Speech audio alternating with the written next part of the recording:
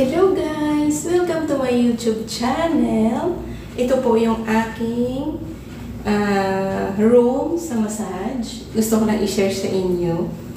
Ito yung makikita nyo, nakabalot siya. Kasi ang tawag nila dito ay Thailand massage. Organic po siya. Tapos nilalagay po to sa mainit na oil. Tapos, yan po ang hinahagod sa buong katawan ng client. Nakaka-relax po ito guys. Ito ay Thailand massage. Ball siya na puro organic sa loob. Maganda po siya sa katawan ng tao. Ayan. At ito naman ay wood massage. Dalawang klase siya. Ito. At saka ito. Ayan. Dalawang klase siya. Maganda po ito sa cellulite. Lalo dito po. Ditong parte ng ating legs. Sa hita. Ayan. Maganda po ito. At saka sa chan. Dito. Maganda po siya dyan. Yan. Maganda po siya dyan. Para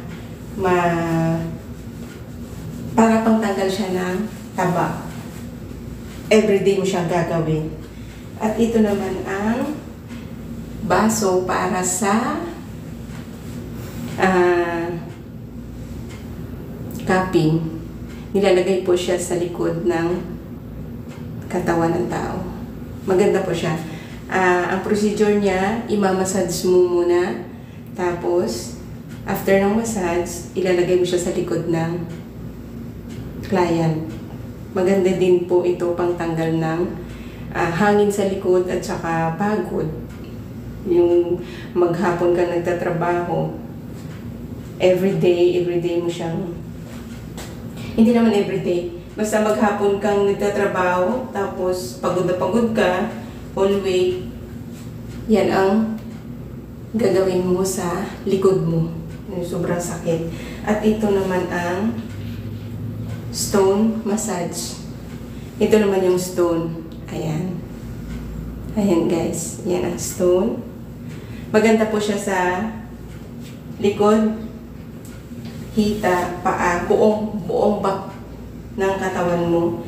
Yan ang ihahagod sa iyong likod. Maganda siya sa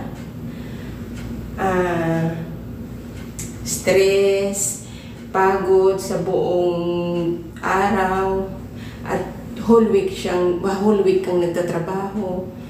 Ngayon, pag nagpamassage ka, mamili ka kung saan ang gusto mong gamit para pangtanggal ng pagod sa iyong katawan. At ito naman po ang bamboo.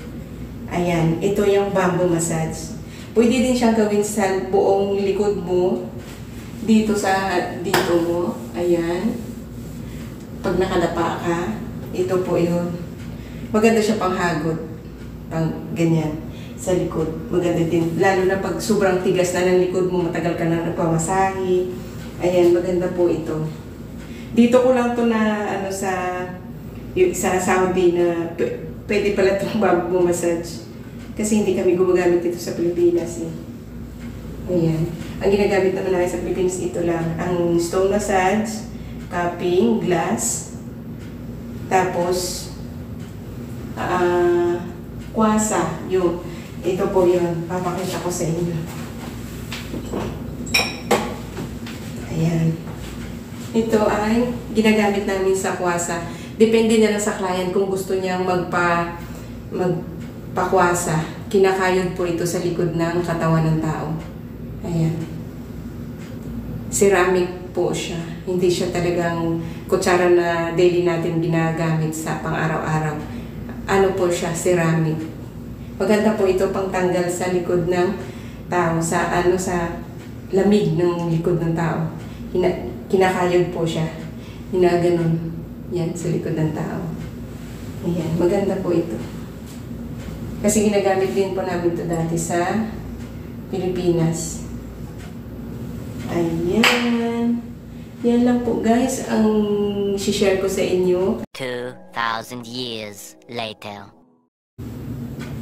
Okay, yan lang po ang tips ko sa inyo bago kayo magpamassage. Tatanungin nyo po sa front desk, sasabihin nyo kung ano ang gusto nyong masahe. Thailand massage, ayan po, or wood massage. Ito po yun ang wood massage. Maganda po siya sa katawan. Ayan ang stone massage. Ito po yun. At ito naman ang glass cupping. Ayan. Yan ang tips ko sa inyo guys kung gusto nyo magpamassage ng bamboo massage. Ito po yun ang bamboo. Maganda din siya. Try nyo po. Kaya what are you waiting for? Go na po sa Frontside Salon at mag-relax. Treat yourself. Love yourself. And relax. Ayan guys. Thank you for watching. Bye-bye.